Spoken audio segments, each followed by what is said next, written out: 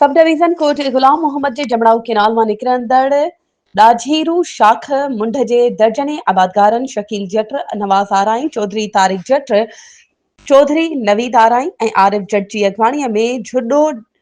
ॾाझेरो road block करे पुछड़ जे बासर आबादगारनि ऐं irrigation इंतज़ामिया ख़िलाफ़ एहतिजाजी मुज़ाहिरो कयो। उन मौक़े ते हुननि एहतिजाज कंदे साफ़ इनादो दाईंदे चयो त वाटर कोर्स नंबर 309 314 समेत पुछड़ जी 4 वाटर कोर्सनि जे आबादगारनि इरीगेशन इंतज़ामिया जी मिली भगत सां राति देर सां गैर कानूनी तौर क्रेन मशीन लॻाए शाख में 10 फुट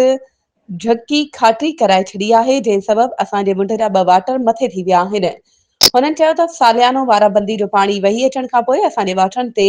पाणी न चढ़ंदो, जंहिं सबबि असांजा करोड़े रुपया ख़र्च करे पोखियल अरबे रुपयनि जा फसल सुकी सड़ी वेंदा,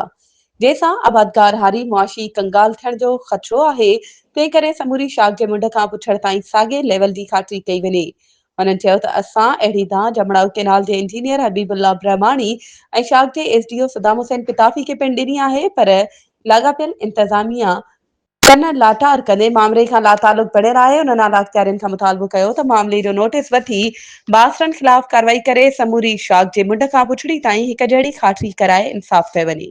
वधीक ख़बरुनि ऐं अपडेट्स जे लाइ असांजे चैनल खे सब्सक्राइब कयो ऐं हा, बेल आइकन खे प्रेस करणु न विसारिजो त जीअं असांजी हर नई अचण वारी वीडियो तव्हां ताईं पहुची